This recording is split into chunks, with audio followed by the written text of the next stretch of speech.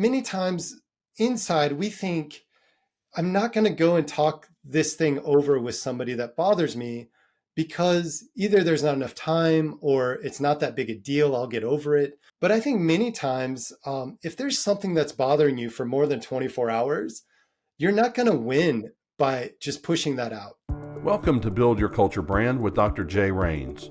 Join us as we discover ways to define, measure, and grow your culture. We want to help you intentionally build a culture that fits you. Hey leaders, welcome back to the Build Your Culture Brand podcast. I have with me today Dustyn Burwell, and he's one of our coaches, one of our executive coaches on our team here at LeadersQ, and we're just thrilled to have you on the show today, Dustyn. Yeah, thanks. Glad to be here. Thanks, Jay.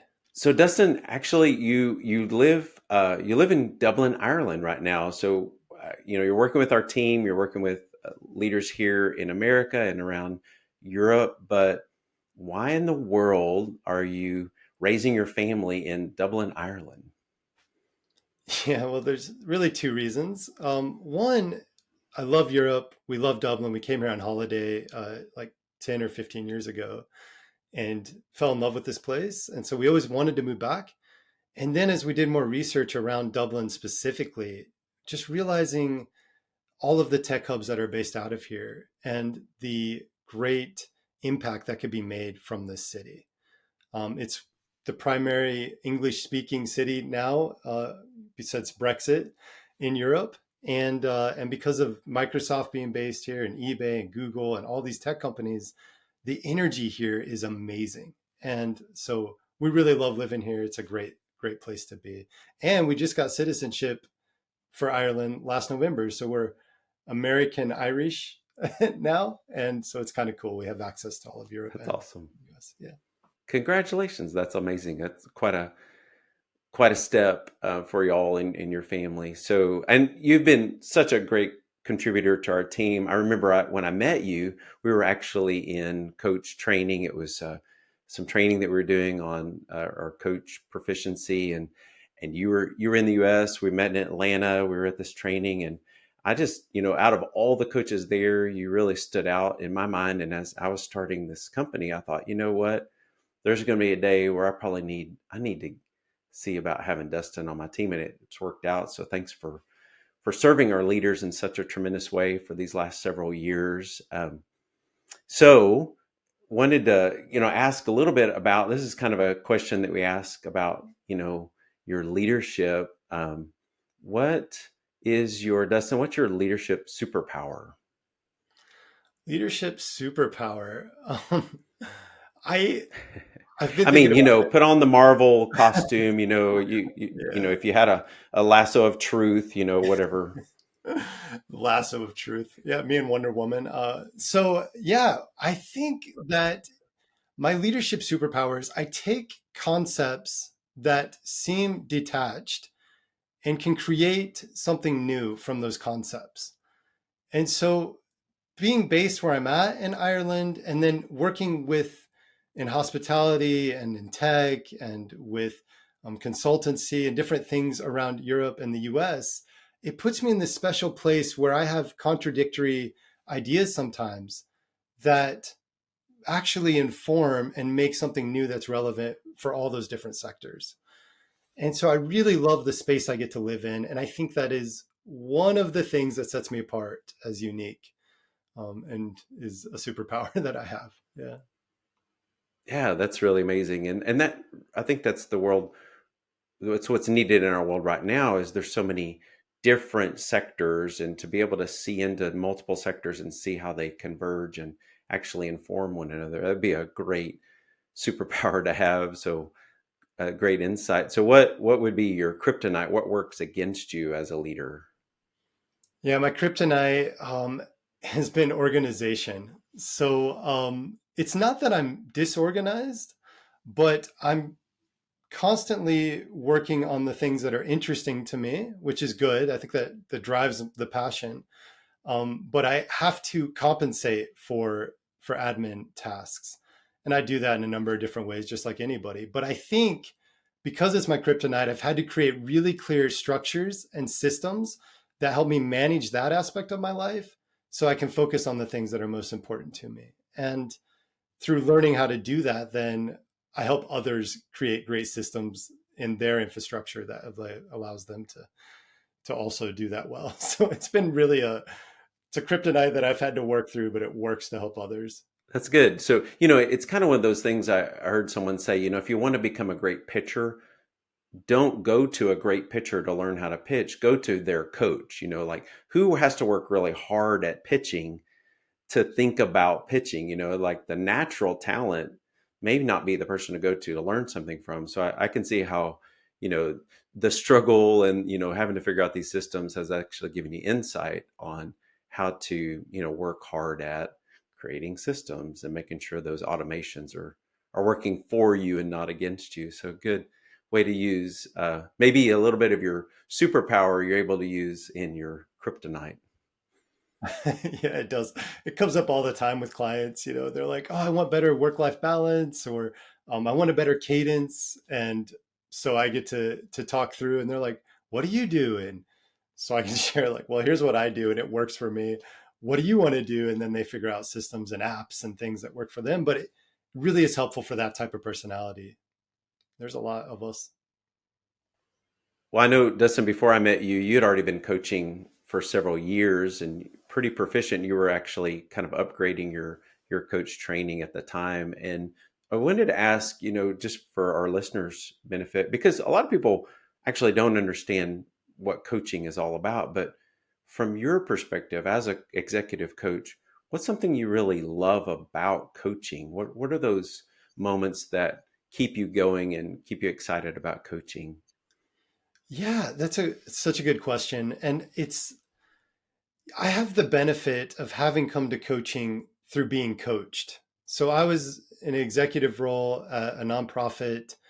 I was overseeing lots of money, lots of volunteers, lots of staff, and I was burning out. I was wore out. I mean, the admin stuff didn't help. And so I hired a coach back then. And as I got into coaching, it was like 3 sessions in. I got to feel the magic of coaching, which I know seems kind of an inflated word, but there's just something that happens when somebody is so in your corner and is understanding you and working with your personality to help you get the best results for your future, which sounds all inflated, but that's exactly what happened in my life with a coach. And so experiencing moving from being burnt out and tired and overwhelmed to getting systems and structures and processes and the right people and the right structures around leadership in place through coaching, I was like, wow, this is powerful. And I went in a 6-month time span. I got a promotion, started to see projects flourish and take off. I had a team. One team was 2 people, and it went to 12 people within 3 months from the coaching and the things that we were developing. And I thought, wow, this is powerful. I need to get these skills. And so that's when I came into coaching. And I've been amazed at the magic that my clients feel through coaching when they get to experience the skill set that I learned. And we see things like what I experience happen in my clients' lives all the time. People move from burnout to flourish. They move from overwhelmed and not able to have boundaries to having boundaries and feeling like they have control over life. They move from not having people in the leadership pipeline to having a plethora of leaders to draw from. And so I love getting to do all that with the coaching skills that I've learned. Thanks, Dustin, for that perspective on coaching. I love how you fell in love with coaching from the other seat, as a coachee, just seeing how, kind of like you said, the magic that happened and you got to experience that and really fell in love. I wanted to ask another question about you personally and your leadership journey. Looking back, what would be something you might call a failure at the time that ended up propelling you forward? I mean, if I have to choose from all of them, it's really tough. So let me just focus in on one. No, I think so. So my failure tends to be follow through. I'm kind of the type of person, the brainwave thing. I love the creative, the cutting edge. I'm very interested in stuff at the beginning, and the failure usually comes about 2/3 of the way through. And for me, I don't have a failure mindset, so the word is a little bit loaded for me. But just specifically, I it took me 7 years to get through my 4-year degree. And a part of that was I was working full time, and we had kids during that season and all that. But part of it was just procrastination and not managing the way that I should have. And so one of the saddest things was I was doing a my business class, and I was part of a team. We had to develop a product together and all these different things. And I completely dropped the ball and did not engage the way I should have. And I remember being so disappointed. So I ended up getting a bad grade, and I had to retake that class. And I remember going to my wife and just apologizing, like we didn't have a ton of money anyway, and now we've got to pay for this class again. And what happened though is experiencing that failure has taught me that I don't want to experience that regret anymore. And so the next time around, I was I was way ahead of schedule, managed my time. We had a great product. Everything went well in that second round. Probably my classmates thought I was pretty epic, but they didn't know I'd been through it all before. Um, and so I think what that's taught me is the power of thinking of my future self and what I'll feel when I don't follow through on the things that are most important to me. And that actually motivates me back into today to work harder. So even things like I want to work out 4 or 5 times a week. And often I don't have the motivation on the front end, but I think to myself, you know what? I know when I missed last week, it felt terrible at the end of the day. And so remembering that, even those small failures, like micro failures, motivate me to get to the gym. And I have way more consistency because of that. So I know it's not as specific as you'd like, but that's real. That's really where I live. No, what a great story. And that power of regret. I know there's some great stuff out there about the power of regret. So just that idea that regret is a great motivator, and it's something that can help us overcome in the future. So way to really be in tune, and really out of the care of a relationship, it drove you to do this task thing. It's kind of that results versus relationship situation where the relationship with your wife really drove better results. So way to put those two together. That kind of leads us actually into the topic we were going to focus on today, because you and I have talked quite a bit about how to help teams and leaders with conflict. And so, that was kind of an example of a conflict within your own self, and kind of a situation that was created by your own choices. If we turn that over to the team and look at team conflict and interpersonal conflict, where are some areas where you're seeing that cause troubles within organizations that you're working with, whether with our team or others that you work with around the world? Yeah. Well, conflict comes up all the time, or at least it should. In Lencioni's book, The Five Dysfunctions of a Team, the base one is trust, right? We need trust. And if you read the book, a little bit of what comes out is teams that have conflict are teams that tend to build trust. But what matters is how they enter in and get through the conflict, not avoid it. And so what I've been experiencing with teams and specifically with CFA is realizing that there are different conflict styles at play is really helpful. And there's resources. If you just Google different conflict styles, you can find there's whole studies on it. But realizing that my conflict style may not be your conflict style, and that's okay, is like the beginning of empathy around conflict. And then from there, there's ways to approach the other person in a way that enables them to enter into the conflict, still feeling able to, they don't have to hide, they don't have to have the fight or flight response, but enter into it in a way that's going to be helpful, and realizing that it's worth it. I went through a course one time in counseling, actually, and they were talking about how that conflict is an invitation to increased intimacy, which it was in a marriage context of that thing. So may not fully translate. But the idea is when we choose to enter in and go through conflict, the other side of that means better relationship if we handle that well. And better relationship means better teams. Better teams means better results, and we're able to go further, faster together. And so, yeah, so that's kind of the beginning of conflict management. So a couple of things that, I hear in that, I want to kind of pull some threads that I saw in there. So one, you're using this word conflict, and I think most of the listeners probably they hear the word conflict and is a very negative term. Like it's something to avoid at all cost, right? But what I hear you saying is there is such a thing as good conflict that we should actually run toward. And so help me understand the difference between good and bad conflict. Yeah. So as you look at conflict and as I talk to people and coach people, most of the time, conflict creates feelings, negative feelings inside of us.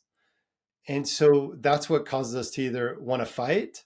I want to own the situation. I'm going to step in. I'm going to show them, or that flight, which is, we all know that we want to go hide and it's not that big a deal anyway, which usually then leads to festering and turns out bad anyway.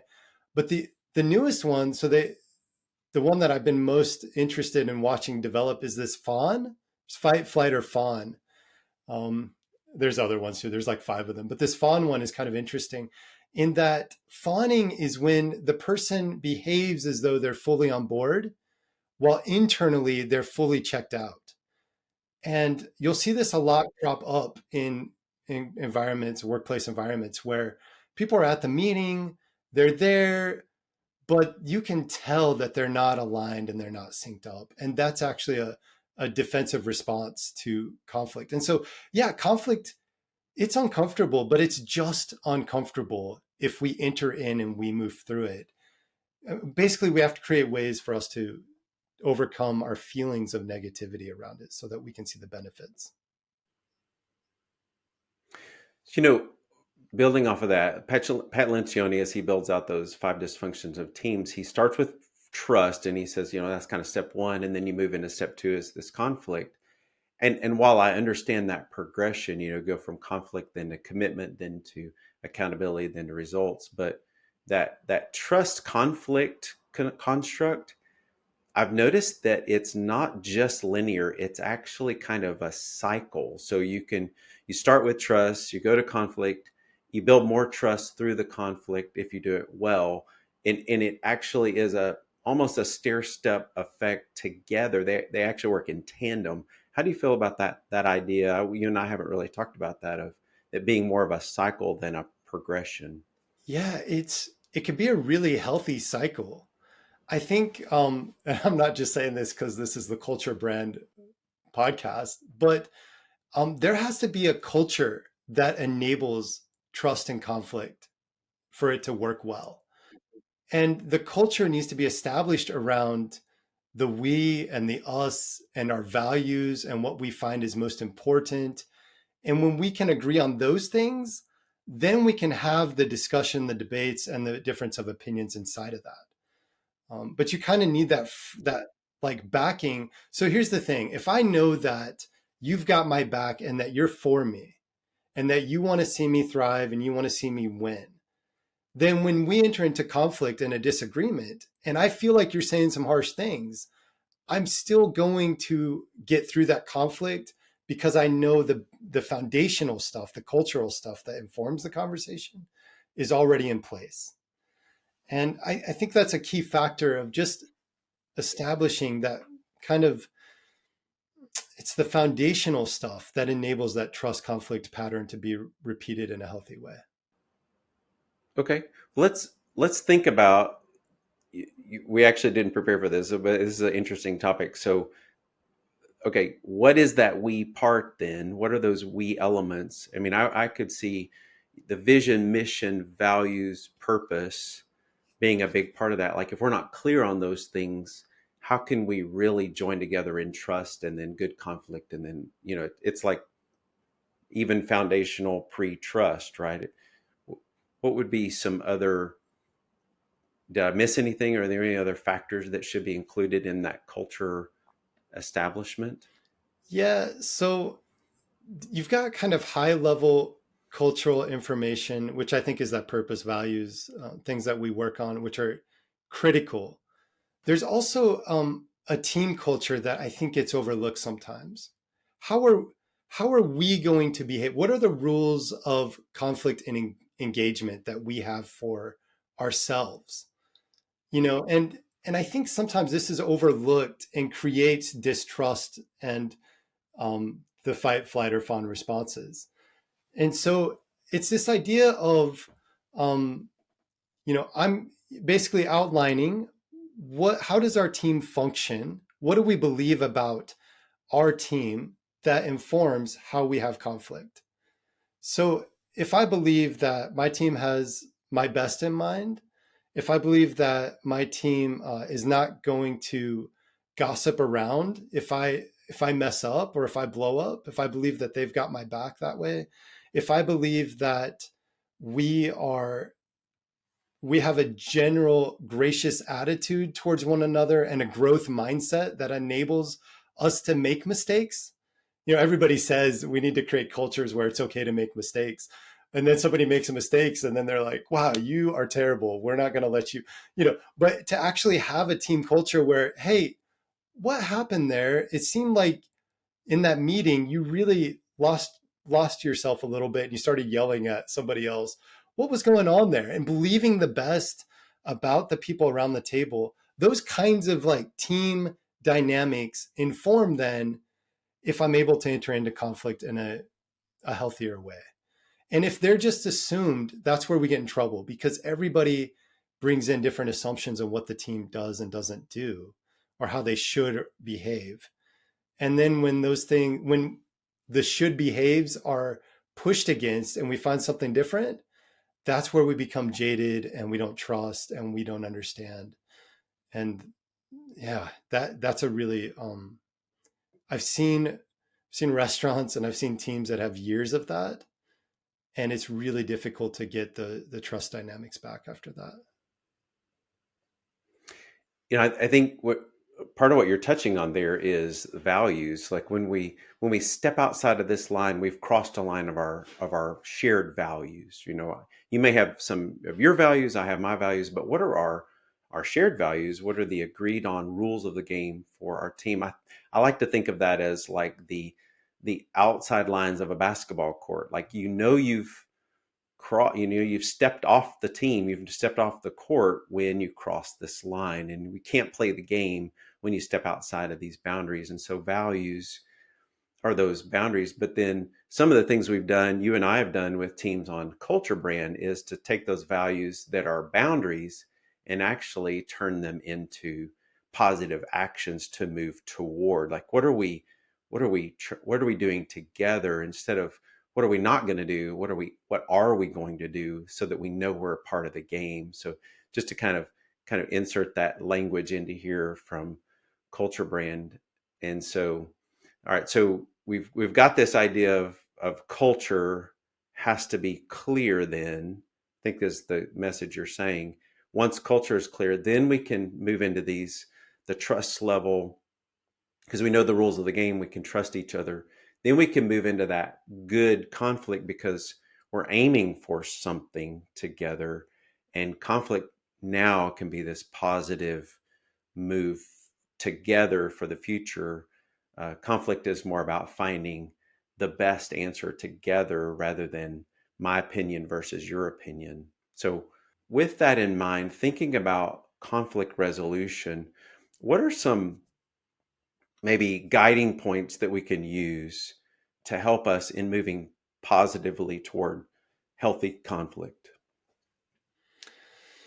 Yeah, there's a couple of things that I work on with teams and leaders as we work through creating a space for good conflict. Step one, like we've just been talking about, establishing those boundaries and how we will behave in circumstances is number one. Number two, though, is like getting everybody on board with that, creating that alignment. And it's probably your first opportunity for a little bit of conflict is creating alignment around those things. And so sitting down with your team and just saying, hey, here's some ideas. How do you feel about these ideas of when we bump up against each other, when we have a difference of opinions? What do you think about these ideas of how we should engage with one another? And usually there's different opinions that come into that. And I find that to be a catalyst actually for healthy conflict moving forward, just even that conversation. And then from there, it's also around, there's this idea of like, and I don't think you should assume it, this idea of keeping short accounts with people. And many times inside, we think, I'm not going to go and talk this thing over with somebody that bothers me because either there's not enough time or it's not that big a deal. I'll get over it. And maybe that's true. That's something to think through. But I think many times, if there's something that's bothering you for more than 24 hours, you're not going to win by just pushing that out. And so another facet should be how quickly do we enter into a conversation when we feel that tension inside of us? And I find that there's some healthy guidelines around that. If it goes more than 24 hours or if it happens more than twice, then I'm definitely going to go talk to somebody and address it. And in that, then it's also creating the right environment for that conversation to happen. And I think this is another aspect that usually comes in. So just because you feel it strongly in the moment doesn't mean it's the right moment to enter into a conversation or a conflict. And yeah, and so really setting the stage, setting the expectation, hey, I have something that's challenging that I need to talk through with you. And so, I believe that I'm believing the best here. I believe that you didn't intend some things, but I want to talk it through and I need to get through this with you. When might be the best time for that? And then what is the best place for that? Sun Tzu's Art of War says, this is not maybe an art of war for us, but the idea, it says that that never go into the enemy's camp when you're doing negotiations. And then he goes on to say, invite them to your camp or meet in a neutral space. And so I find, putting this in the business context maybe doesn't directly translate, but I love the idea and find that it's so much better to find a neutral space. Maybe it's not in the office, maybe it's not in the restaurant or in that context. Maybe it's offsite. Let's go talk this out. And the idea is a change of place and a change of pace equals a change of perspective. And so change of place, somewhere else, change of pace, it's not in our fast-paced environment, allows for us to have different perspectives around the thing that we're talking through. So I think that's another facet. Just set it up well. And thirdly, it's working through the conflict to the other side. And so there's a book out called Crucial Conversations. It's really helpful. It describes it in greater detail. It's a great book to check out. But one of the things that they bring up in there is you'll know you've reached the other side of the conflict when joking starts to happen and laughter starts to happen. And if we're not careful, we'll short the conflict early and not get to the other side. And people then are leaving still with a lot of pent up energy.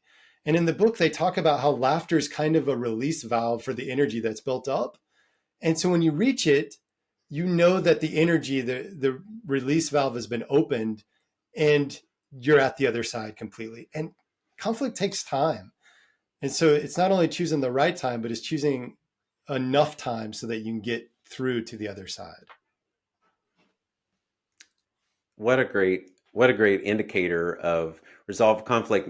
And I could see that there needs to be a warning in there, like, because you have the people that they're wanting to joke way too early. You're like, oh, let's make this a joke. Like, no, what you're saying is take it seriously, work it to the end, and when both of you are able to laugh, then that's an indicator that there's a release happening. Yeah, I had a conflict with a boss one time, and I almost got fired. And it was this idea of like, I think, my boss says to me, I think you might be done. And I was like, I think I might be done, like this. And so I went into my office, I shut my door, he's in his office. I start writing up my email of like how things transpired that I was going to give to the board. And and so then he calls me up. He says, "Hey, can you come back in here?" So I go back in, and and he's like, "Hey, I didn't love how that went." And I said, "I didn't either." And he goes, "What were you thinking talking to me like that?" And I was like, "I don't know. That was really disrespectful." And he goes, "Yeah." And I'm sorry for how I responded. But we started laughing about the conflict we had just had. And I was like, "Hey, let's never do this again like this." And so we created some ways that we were going to behave coming out of that. But yeah, it's so That's important to get to awesome. that other side, and you don't force it. It's not a forced laughter thing. It's an energy release. You can feel the change in temperature. Is there a certain way that a person should try to show up to a conflict? Like, are there some other principles to keep in mind as I prepare to engage in a moment of conflict? Yeah, I've been recently taking a course in behavioral science from Trinity College here in Dublin, and there's some really interesting data points and discoveries that they're doing around this. I can't go into all that. Here's what I will say though.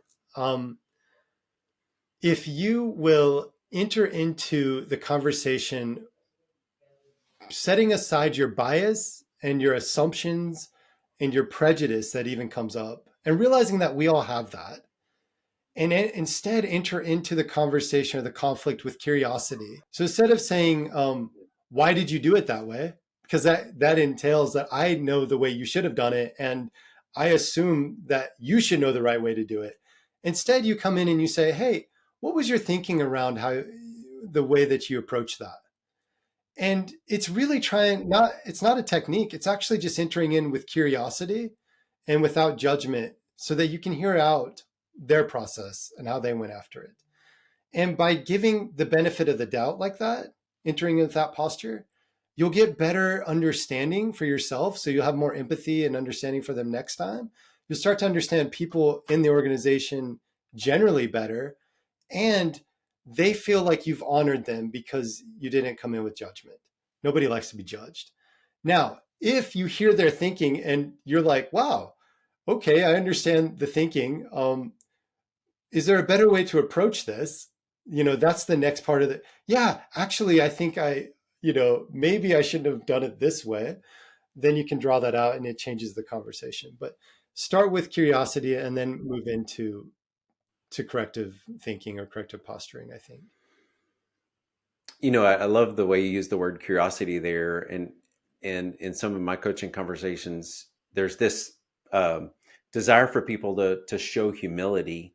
And one of the things I've noticed is it's really hard to do humility, but it's a lot easier to do curiosity. And so if you actually act curious, you lead with curiosity, it is a really good way to actually show humility, kind of as a byproduct. So interesting approach of reducing bias, or at least being honest about bias. Like, hey, my mind is kind of headed this way on this topic. I just want you to know, like, the way this came across, my reaction is to go this way, but I really want to be aware of that, and I want to hold back on that. I'd like to hear more about what's going on before I keep going down this road. And so kind of declaring bias is a way to also open up to curiosity. I love it. It's just setting aside, recognizing, acknowledging, and then moving into curiosity. You're going to win relationship. And if you win in relationship, you're going to win. That's good. Another I'm there was another thread I want to pull back here, so and it fits really well. A thread from earlier. You mentioned the word empathy. I meant to pull on that thread, so we'll bring it up here because how does so this curiosity is a way to to bring empathy. One, is empathy required for conflict resolution? I heard that if from your voice, it seemed like maybe it is. And so this is one way to show empathy. Um, and also, is there a way to do empathy in relation to recognizing the values at play? Because typically conflict is about a conflict of values more than anything. So how do we interplay empathy, recognizing values, resolving conflict? I'm using your superpower here, mixing worlds. So what are your thoughts on those concepts? Yeah. Well, it's this idea. So if the way I understand empathy, and I know it's not the maybe the proper definition, but empathy is the ability to get into the other person's skin, to, or we say, what's the saying, like put on somebody else's shoes or walk a mile in their shoes, that kind of Walk idea. a mile, yeah. Yeah. And it's really tough because I'm in my own shoes. I have my own perspective. I have my own thinking. And I think that my shoes are pretty great. They fit my feet really well. And putting on somebody else's shoes doesn't always fit too well. But the idea is, for me, one of the things I've been practicing and trying to do, and I'm not great at it, but I'm learning, is I just try to understand if it were reversed, how would I want to be approached? How would I want somebody to bring up the conversation? How would I want somebody to enter in? What would I want them to acknowledge about themselves? And then that's what I try to bring into the conversation. And actually, it's been suiting me pretty well. And so it is something I would recommend practicing, but it's hard work. Like you actually have to prepare, and preparation is a critical piece to healthiness, I think. Healthy things. It's this picture to me of lowering defensive walls. So if I come in too strong, walls go up, less gets resolved. If I come in, um, with curiosity and empathy, it lowers walls and creates that greater opportunity for real conversation, real hearing to happen. And so appreciate, those best practices that you're talking about seem to be moving toward less defensiveness and more openness. Yeah. And I think it goes back to the very beginning, moving from me to we. And so the other thing that comes up frequently is conflict tends to be face to face, me yelling at you, you yelling at me, or sitting across from the table. And what the visual I like to think about is how can we get shoulder to shoulder where it's not interpersonal, but we're shoulder to shoulder looking at the problem and coming up with solutions together. And the quicker we can get to we working together on the real problem, the faster we're going to have resolution, the better results we're going to have overall, and we're on the same team again. But as long as it's face to face, personal, I'm just bitter at you, that is less time we get to focus on the thing that's really the thing we should be working on. And so I wanted to add one last thing around this that I think is super helpful. Many times we always say it takes two to tango, that idea. And but most of the time we think that it's the other person's fault. And so here's what I've realized that it's never just the other person's fault. And I want to own whatever percent of fault I have, even if they're 99% wrong, in my opinion, and I'm 1% wrong, then I want to own, or if I'm 1%, sorry, if they're, I don't even know if I got that right. But basically, if I have 1% of the challenge in the conversation, I'm 1% at fault. I want to own my 1% and not demand that they own their 99. And so by owning hey, listen, I could have approached that differently. I'm sorry about that. Or I came in really aggressive. I think I'm ticked off because I was up all night with the puppy last night, or whatever is coming up for me. If I can own my stuff, it just automatically creates, I've seen this over and over, where they can own their stuff and we get shoulder to shoulder real quick. That's amazing. I love it. I love it. What a beautiful picture of standing together against the problem. And it's not me against you. That's you're not the problem. I'm not looking at you. That's the problem. So Dustin, I love this conversation about conflict. I mean, it's actually, not a fun topic for a lot of people, but I feel like we've been able to kind of reshape even the idea of what is that there is good conflict. So as you're coaching top level leaders, you're coaching leaders that are owning the business or leading a big part of the business in these clients that we work with. What are you seeing, or what would you recommend leaders do when it comes to conflict for their organization? How do we help them run toward good conflict? Hmm. Well, sadly, conflict is a really painful thing for many people in their upbringing. They didn't see healthy conflict in a lot of their environments, or they've experienced really bad conflict, and that led to abuse or different other things. And so the first thing I recommend leaders do is reframe what conflict means. And the way you do that is you address it head on. Here's what conflict looks like, and here's why it's good. And here's and hearing where people come to in their own stories around this idea of conflict is important in this conversation as well. So you can understand how to reframe in order to get to a place where conflict is good and not a bad thing. Secondly, is to help people understand that just because it's uncomfortable doesn't mean that it's not worth doing. I'm doing this Body Beast workout program. Highly recommend it if you're looking at something, Jay, and anybody else. But there's this moment Thanks. where Yeah. it's I know there's this moment where it's chest day, and this dude's like he's this ripped football player like doing chest, and the guy who's running the program, he says, "Is it hard?" And the guy says, "Yeah, it's hard," like this, and then the guy says, "But it's just hard." And so I'm going to get through it.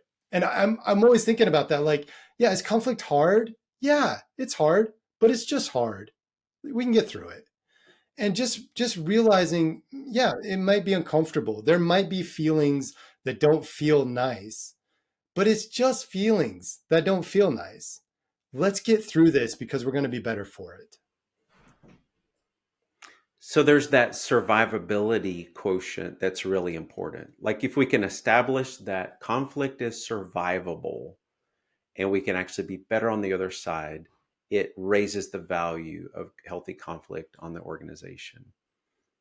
Yeah, and one last thing on this, Jay. I think sometimes you've got to change the word. So conflict can create lots of negative. Sometimes I talk about conversation versus discussion, and discussion has that same kind of root word with percussion. This idea of like beating against. And a discussion is okay to have. It's okay to have that kind of drum that we experience. But sometimes you may need to change the word. Just know that certain words will trigger certain things. And so you don't have to push the word conflict in order to get the results you want. And I've experienced that with leaders where they just change the word and it changes the outcome. Yeah. So, leadership is language. And so creating that language around how do we do this? What are the rules of the game? And how do we survive it in a way that helps us thrive and not just survive? But thanks, Dustin, for some incredible ideas around conflict. I know this is something that comes up a lot in executive coaching, and I appreciate what you do for our clients and helping them, because really what coaching is helping people in real time. Like this thing happened yesterday, you just happen to be on a call today, and so you get to kind of work with people in real time. It's not like going off to a conference or seminar once a year and hearing something. It's more like, what is happening today and how do we help you think differently about the situation? So thanks for serving our clients in that way and being in real time with them. I know I get a lot of great feedback about just people love working with you, and you've been a real big help to them and their business. So thanks for what you do for our team. Oh, man, it's just such a pleasure. I love investing in these leaders in a way that helps them go to the next level and create environments of flourishing. So it's my pleasure, Jay. And thank you for letting me do this podcast. And look forward to seeing my my clients down the road coming out of this, just glad that they get to experience this too, because they've informed a lot of it. So thank you to all my clients for being part of the conversation unintentionally. But it's been really, really great. So thanks. Thank you, everyone, for joining us on the show. We look forward to seeing you again. Thank you for listening to Build Your Culture Brand with Dr. Jay Rains. If you enjoyed this podcast, please like, comment, and share. You can also visit our website at buildyourculturebrand.com. We would like to note that LeadersQ serves individual owner-operators and their teams and is not affiliated, endorsed by, or in any way officially connected with Chick-fil-A Incorporated.